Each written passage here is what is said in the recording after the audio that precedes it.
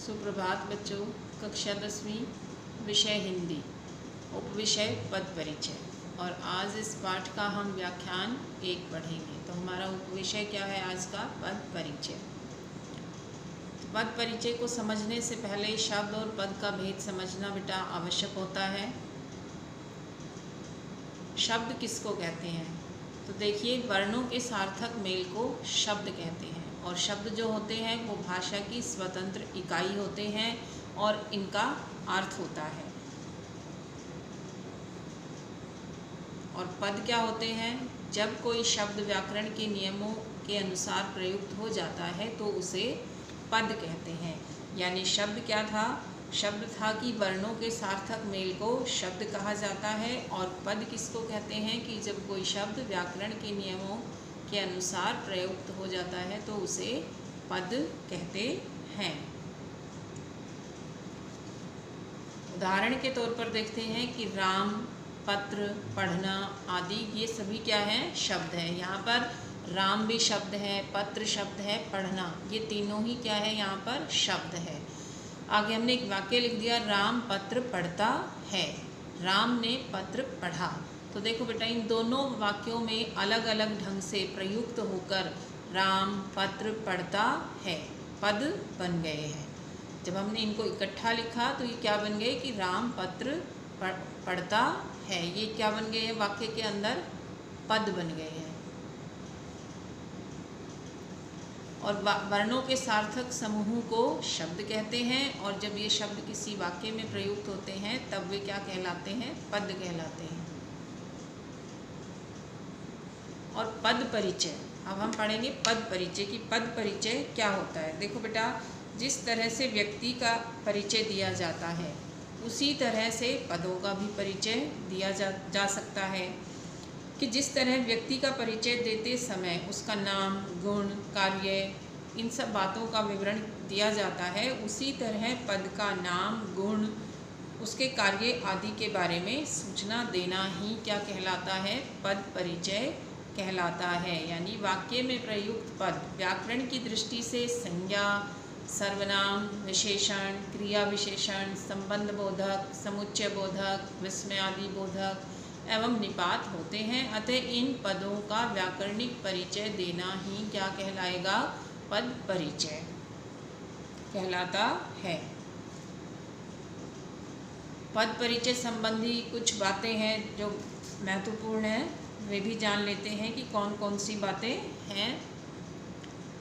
देखो बेटा, पहली बात है कि पद परिचय में पद का व्याकरणिक वर्ग अर्थात संज्ञा, सर्वनाम, विशेषण, क्रिया, क्रिया विशेषण, संबंध बोधक, समुच्चय बोधक, विस्मय आदि बोधक और निपात आदि बताए जाते हैं। दूसरा कि पद परिचय में पद के गुण अर्थात लिंग, वचन, कारक आदि बताए जाते हैं। तीसरा, पद परिचय में यदि पद विकारी है तो संज्ञा, सर्वनाम, विशेषण या क्रिया विशेषण के अंतर्गत आएगा। और यदि अविकारी है यानी अव्यय, अविकारी शब्दों का ही दूसरा नाम क्या है? अव्यय। यानी जिसका कुछ भी खर्च न हो उसको क्या कहते हैं? अव्यय। तो क्रिया विशेषण संबंध बोधक, समुच्चय बोधक, विस्मय आदि बोधक या निपात के अंतर्गत आता है। यानी शब्द जो होते हैं वो 2 प्रकार के होते हैं, विकारी और अविकारी। तो विकारी शब्दों के अंतर्गत कौन कौन से आए? कि संज्ञा शब्द, सर्वनाम शब्द, विशेषण शब्द और क्रिया। और अविकारी शब्दों के अंतर्गत कौन से आए? क्रिया विशेषण, संबंध बोधक, समुच्चय बोधक, विस्मय आदि बोधक और निपात। ये किसके अंतर्गत आए? अविकारी शब्दों के। आगे है पद परिचय में पद का अन्य पदों के साथ क्या संबंध है। यह भी स्पष्ट करना होता है कि वाक्य में इसका परिचय कारक और कारक चिन्हों द्वारा भी दिया जाता है। कि कर्ता, कारक जो होते हैं, कारक के जो विभक्ति चिन्ह होते हैं, जिस भी कारक के विभक्ति चिन्ह होते हैं उसी कारक का नाम भी लिखा जाता है, उसका भी परिचय दिया जाता है। और पदों का नाम और उनका परिचय लिखते हैं। तो पदों में सबसे पहले क्या आया? परिचय देते हैं हम विकारी शब्दों का। तो उसमें सबसे पहले क्या आता है? संज्ञा। तो संज्ञा का जब हम परिचय देंगे, संज्ञा शब्द का जब हम परिचय देंगे तो उसमें हम क्या क्या लिखेंगे, संज्ञा का भेद लिखेंगे, फिर उसका लिंग लिखेंगे, वचन लिखेंगे, कारक लिखेंगे और उस संज्ञा का क्रिया के साथ जो संबंध होगा उसको बताएंगे। सर्वनाम का, जब सर्वनाम शब्दों का परिचय दिया जाता है तो उनमें भी सर्वनाम के भेद का नाम लिखा जाता है, लिंग लिखा जाता है, उसका वचन, कारक और क्रिया के साथ उसका जो संबंध होता है उसको बताया जाता है। विशेषण, विशेषण में भी विशेषण के भेद लिखेंगे, फिर लिंग लिखेंगे, फिर वचन और फिर विशेष्य कि किस विशेष्य का ये विशेषण है। क्रिया, क्रिया के अंतर्गत भी क्रिया के भेद का नाम लिखेंगे, लिंग लिखेंगे क्रिया का, फिर क्रिया का वचन लिखेंगे, पुरुष भी लिखते हैं, धातु, काल, वाच्य इनका प्रयोग होता है और कर्ता और कर्म भी बताया जाता है। क्रिया विशेषण का जब हम पद परिचय लिखते हैं बेटा, तो क्रिया विशेषण के भेद तथा उस क्रिया का उल्लेख जिसकी विशेषता बताई जा रही है। क्रिया विशेषण कहते किसको हैं? जो क्रिया की विशेषता बताए उसको क्या कहते हैं? क्रिया विशेषण कहते हैं। समुच्चय बोधक, समुच्चय बोधक के भेद तथा जिन पदों या उपवाक्यों को मिला रहा है उसका उल्लेख किया जाता है कि उसने दो पदों को मिलाया या उसने दो उपवाक्यों को मिलाया है, उसका उल्लेख लिखा जाता है और भेद का नाम लिखा जाता है। संबंध बोधक, संबंध बोधक के अंतर्गत भेद लिखते हैं और जिसके साथ संबंध स्थापित हो उस पद का या पदमान तथा वाक्यांश से जो उसका संबंध होता है उसका उल्लेख करते हैं। ऐसे ही विस्मय आदि बोधक, विस्मय आदि बोधक के भेद का नाम तथा जिस भाव का है, हर्ष है, शोक है, भय है, क्रोध है आदि जो भाव होते हैं उनको प्रकट कर रहा है उसी का उल्लेख किया जाता है।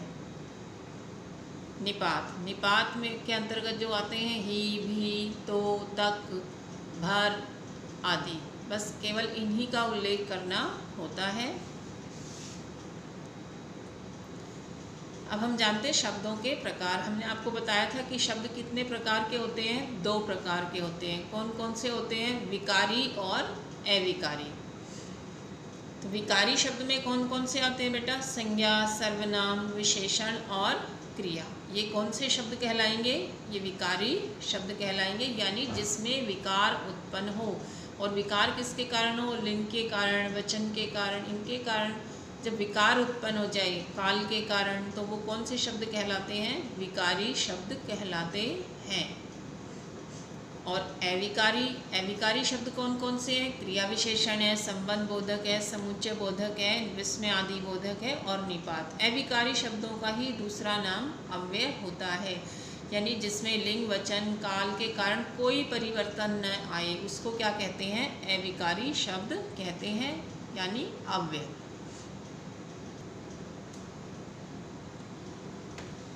तो संज्ञा पदों का पद परिचय, कि संज्ञा पदों का परिचय किस प्रकार से हम देंगे, अब हम वो पढ़ेंगे। तो उससे पहले हमें ये जानना पड़ेगा कि संज्ञा पद होते क्या हैं, कि संज्ञा किसको कहते हैं, हमें पता कैसे चलेगा कि ये संज्ञा शब्द है। तो संज्ञा पद उन पदों को कहते हैं जो वाक्य में किसी व्यक्ति, वस्तु, स्थान या भाव के नाम के रूप में प्रयुक्त होते हैं, संज्ञा पद कहलाते हैं। और संज्ञा पदों के निम्नलिखित भेद होते हैं। संज्ञा के कितने भेद हैं? संज्ञा के 3 भेद होते हैं। कौन कौन से हैं? व्यक्तिवाचक संज्ञा, जातिवाचक संज्ञा और भाववाचक संज्ञा। तो व्यक्तिवाचक संज्ञा किसको कहते हैं? किसी व्यक्ति, वस्तु या स्थान का नाम का बोध कराए उसको क्या कहते हैं? व्यक्तिवाचक संज्ञा कहते हैं। जैसे हरिश्चंद्र, गंगा, आगरा, ताजमहल। यहाँ हरिश्चंद्र व्यक्ति का नाम है, गंगा स्थान नदी का नाम हो गया, आगरा स्थान हो गया और ताजमहल आदि। जातिवाचक संज्ञा, जातिवाचक संज्ञा किसको कहते हैं? कि किसी व्यक्ति, वस्तु, स्थान या भाव की जाति का बोध कराए उसको क्या कहेंगे? उसको जातिवाचक संज्ञा कहेंगे। जैसे गांव, शहर, मेज, नदी, महत, अच्छाइयों, बुराइयां आदि। अब आप सोच रहे होंगे कि अच्छा और ये बुराइयां, अच्छाइयां और बुराइयां जो शब्द है ये तो भाववाचक संज्ञा है, तो इसके बारे में भी हम आगे जानेंगे कि ये जातिवाचक संज्ञा कैसे है।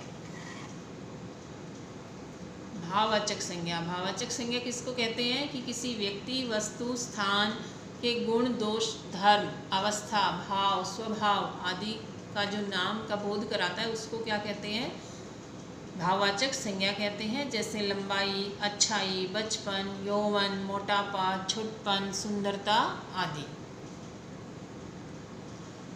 और अब द्रव्यवाचक संज्ञा और समूहवाचक संज्ञा, ये दोनों ही जातिवाचक संज्ञा के अंतर्गत ही आती है। तो द्रव्यवाचक किसको कहते हैं कि किसी धातु का नाम, जैसे लोहा, चांदी, पीतल, सोना आदि, ये चीज़ें किसके अंतर्गत आती है, जातिवाचक संज्ञा के अंतर्गत आती है। और समूहवाचक के अंतर्गत क्या क्या आता है कि समूह का या समुदाय का नाम, जैसे कक्षा, सेना, समिति, सभा, परिषद आदि, ये किसके अंतर्गत आते हैं, समूहवाचक संज्ञा के अंतर्गत। और ये दोनों ही किसके भेद है, जातिवाचक संज्ञा के भेद है। संज्ञा पदों के पद परिचय के उदाहरण देखते हैं अब हम। माधव अच्छा लड़का है, यहाँ पर हमने माधव को और लड़का दोनों को रेखांकित किया है, तो आपको माधव और लड़का इन दोनों का पद परिचय लिखना है।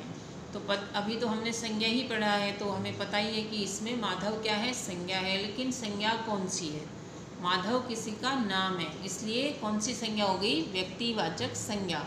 अब माधव का हमें लिंग पता करना है कि माधव का लिंग कौन सा है, पुल्लिंग।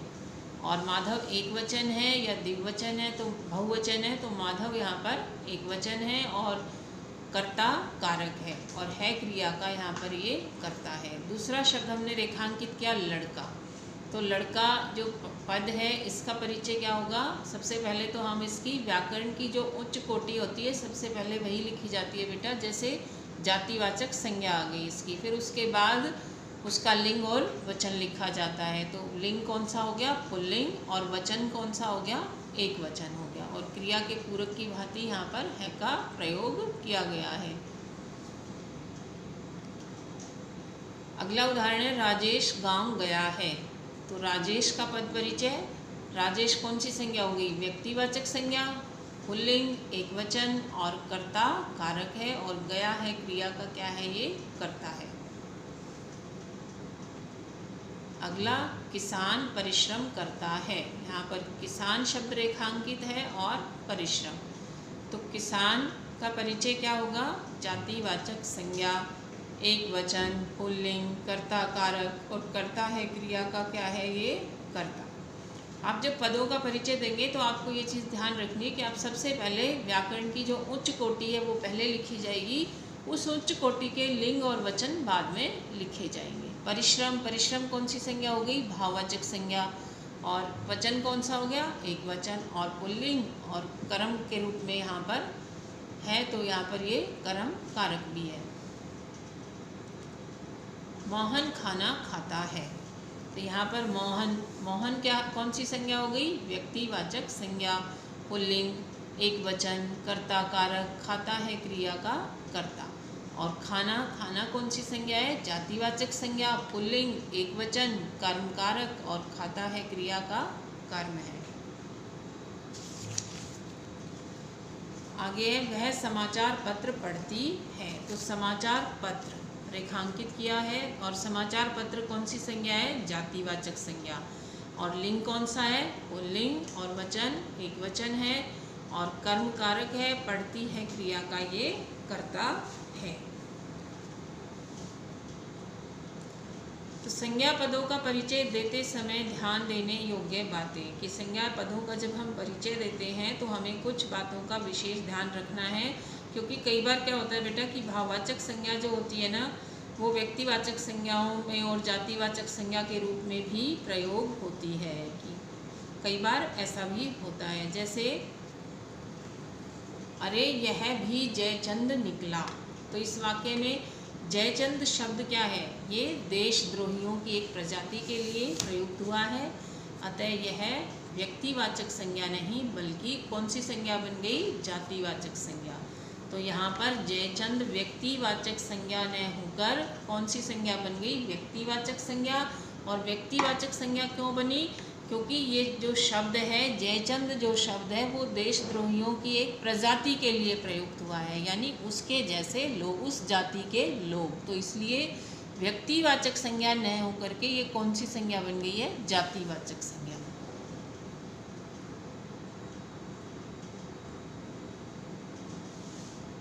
अगला उदाहरण देखिए ऐसा ही, देश में आज भी हरिश्चंद्रों की कमी नहीं है। तो इस वाक्य में भी बेटा जो हरिश्चंद्रों शब्द आया वो शब्द जो है सत्यवादियों के लिए प्रयुक्त हुआ है, अतः यह भी कौन सी संज्ञा हो गई? जातिवाचक संज्ञा हो गई है। अगर यहाँ होता हरिश्चंद्र तो कौन सी संज्ञा थी? व्यक्तिवाचक संज्ञा थी, लेकिन उसके जैसे सत्यवादी लोगों की जाति के लिए शब्द प्रयुक्त हुआ है, तो ये संज्ञा कौन सी हो गई? जातिवाचक संज्ञा हो गई है। अगला उदाहरण देखिए, सभी ऊंचाइयां आपके चरणों को चूमेंगी। हमने आपको बताया था ना कि वहाँ पर ऊंचाइयां था, बुराइयां था, कि ये जातिवाचक संज्ञा के अंतर्गत कैसे आई। तो देखिए इस वाक्य में ऊंचाइयां शब्द जो है वो किसके लिए प्रयुक्त है? जातिवाचक संज्ञा के रूप में प्रयुक्त हुआ है, जबकि ऊंचाई शब्द क्या है? भाववाचक संज्ञा होता है। लेकिन यहाँ पर ऊंचाइयां शब्द किसके लिए प्रयोग हुआ है? भाववाचक, जातिवाचक संज्ञा के लिए। क्योंकि जब भाववाचक संज्ञा बहुवचन में प्रयुक्त की जाती है तो वो भाववाचक संज्ञा न रह करके क्या बन जाती है? जातिवाचक संज्ञा बन जाती है। तो ऊंचाई का बहुवचन क्या हुआ? ऊंचाइयाँ। और कौन सी संज्ञा बन गई फिर? ये जातिवाचक संज्ञा बन गई। भाववाचक संज्ञा न रहकर जातिवाचक संज्ञा बन गई है। तुम्हारी चोरियों ने तो तुम्हें जेल तक पहुंचाया है। देखिए चोरी शब्द यहाँ पर क्या है? भाववाचक संज्ञा है, किंतु यहाँ चोरियाँ शब्द जातिवाचक संज्ञा के रूप में प्रयुक्त हुआ है, क्योंकि वही बात है कि चोरी एक वचन से किस में चली गई? भाववाचक संज्ञा बहुवचन में, और बहुवचन में प्रयुक्त होते ही भाववाचक संज्ञा किस में चली जाती है? जातिवाचक संज्ञा में। तो इस बात का आपको ध्यान रखना है कि भाववाचक संज्ञाएं जो होती हैं सदैव एक वचन में प्रयुक्त होती है। जब कोई भाववाचक संज्ञा बहुवचन में प्रयुक्त होती है तो वह जातिवाचक संज्ञा बन जाती है। ये चीज़ आपको याद रखनी है कि भाववाचक संज्ञाएं जो होती है वो हमेशा ही एक वचन में प्रयोग होती है, और जब कोई भाववाचक संज्ञा बहुवचन में प्रयुक्त होती है तो वह जातिवाचक संज्ञा बन जाती है। और अनेक बार जातिवाचक संज्ञा भी व्यक्तिवाचक संज्ञा के रूप में प्रयुक्त होती है। जैसे नेताजी ने नारा दिया था, तो मुझे खून दो मैं तुम्हें आज़ादी दूंगा। यहाँ नेताजी शब्द किसके लिए है? सुभाष चंद्र बोस के लिए प्रयुक्त हुआ है, अतः नेताजी शब्द क्या बन गया? व्यक्तिवाचक संज्ञा बन गया है। जातिवाचक न रहकर क्या बन गया? व्यक्तिवाचक। दूसरा है गांधी अहिंसा के समर्थक थे। यहाँ मोहनदास करमचंद गांधी के लिए प्रयुक्त हुआ है, इसलिए गांधी शब्द क्या बन गया? व्यक्तिवाचक संज्ञा बन गया। जातिवाचक संज्ञा का नामकरण होने से भी व्यक्तिवाचक संज्ञा बन जाती है। जैसे देखिए जब उसका नाम रख देते हैं ना, किसी जातिवाचक संज्ञा का नामकरण का अर्थ होता है कि जब उसका नाम रख दिया जाता है। ये भी ध्यान रखने की बातें हैं बेटा कि जब उस जातिवाचक संज्ञा का हम कोई नाम रख देते हैं उसके बाद वो कौन सी संज्ञा बन जाती है? व्यक्तिवाचक संज्ञा बन जाती है। जैसे हीरा शब्द जातिवाचक संज्ञा है, यदि इसका नाम कोहिनूर हीरा रख दिया जाए तो यह शब्द क्या बन गया? व्यक्तिवाचक संज्ञा बन जाता है। हीरा एक जाति थी और उसका नाम क्या रख दिया? कोहिनूर हीरा, तो वो जातिवाचक संज्ञा से किस में आ गई? व्यक्तिवाचक संज्ञा में। नदी, नदी शब्द क्या है? जातिवाचक संज्ञा है, और यदि नदी का नाम हम रख दे गंगा नदी या फिर रख दे गोदावरी नदी तो शब्द क्या बन गया? जातिवाचक से किस में आ गया? व्यक्तिवाचक संज्ञा के अंतर्गत आ गया। तो संज्ञा पदों की व्याकरणिक कोटियाँ, इसकी कोटि होती है संज्ञा पद की। अब वो कोटियाँ कौन कौन सी होती है उनको हम यहाँ पर जानेंगे। तो इसमें सबसे पहले आएगा लिंग। तो इस कोटि से संज्ञा पद के स्त्री या पुरुष होने का बोध होता है। और लिंग कितने प्रकार के होते हैं? 2 प्रकार के होते हैं, स्त्रीलिंग या पुल्लिंग। और वचन भी 2 होते हैं, एक वचन और बहुवचन। कारक, तो कारक जो होते हैं तो इसके माध्यम से हमें संज्ञा पदों का क्रिया के साथ संबंध पता लगता है। और इनकी संख्या कितनी है? 8 है। कारकों की संख्या कितनी होती है? 8 होती है, जो इस प्रकार से है। यहाँ पर हमने कारक के नाम और विभक्ति चिन्ह साथ में लिखे हुए हैं। कर्ता कारक, कर्ता कारक के विभक्ति चिन्ह क्या होते हैं? ने या फिर कुछ भी साथ में नहीं होता, या तो कर्ता के साथ ने विभक्ति चिन्ह लगा होगा या फिर कर्ता के साथ ने विभक्ति चिन्ह नहीं होगा। इसका भी नियम होता है बेटा कि कर्ता के साथ ने विभक्ति चिन्ह कब आएगा और कब नहीं आएगा। तो कर्ता के साथ इसमें कर्ता कारक के साथ विभक्ति ने का प्रयोग देखो 4 स्थितियों के अंतर्गत होता है। क्रिया सकर्मक हो, क्रिया भूतकाल में हो, क्रिया पूर्णता का बोध कराती हो और इसका प्रयोग वाक्य के अंत में हो। जैसे सुनीता ने चित्र बनाया, इस वाक्य की क्रिया बनाया कौन सी है? सकर्मक क्रिया है और भूतकाल में है, पूर्णता का बोध करा रही है, इसलिए इसका प्रयोग अंत में हुआ है। तो यहाँ पर ने विभक्ति चिन्ह का प्रयोग हुआ है। अगला है कर्म कारक। कर्म कारक के विभक्ति चिन्ह कौन से होते हैं? को या कुछ भी नहीं। उसमें भी कभी को विभक्ति चिन्ह लगा हुआ होता है, कभी नहीं होता। तो उसका भी नियम होता है कि प्राय चेतन पदार्थों के साथ को विभक्ति चिन्ह का प्रयोग किया जाता है, अचेतन के साथ को विभक्ति चिन्ह का प्रयोग नहीं किया जाता है।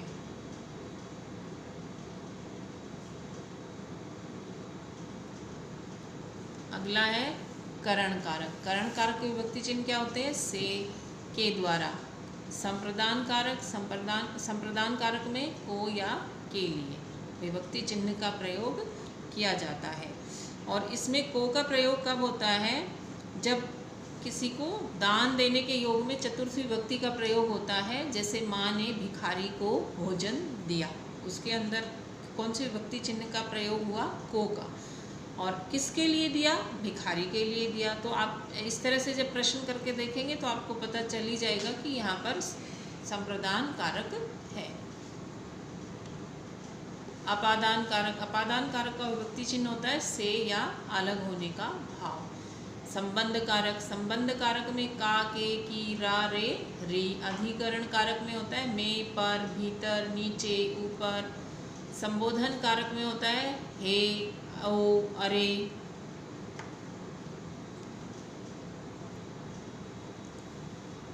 तो बेटा आज हमने पद परिचय के अंतर्गत संज्ञा का पद परिचय देना सीखा कि संज्ञा पदों का परिचय हम किस प्रकार से देंगे, संज्ञा पद कौन से होते हैं, संज्ञा के कितने भेद होते हैं, ये सारी बातें हमने जानी हैं। तो अब हमने आपको गृह कार्य में यहाँ कुछ वाक्य दिए हैं और उनमें कुछ पदों को रेखांकित किया है जिनका पद परिचय आपको लिखना है। तो पहला है श्वेता कहानी लिखती है, बुढ़ापा दुखों का घर है। अगला, हम अपने देश पर मर मिटेंगे, मैंने उसे एक कविता सुनाई। और बाल गोविंद भगत का संगीत जाग रहा था। इनमें आपको रेखांकित पदों का परिचय लिखना है।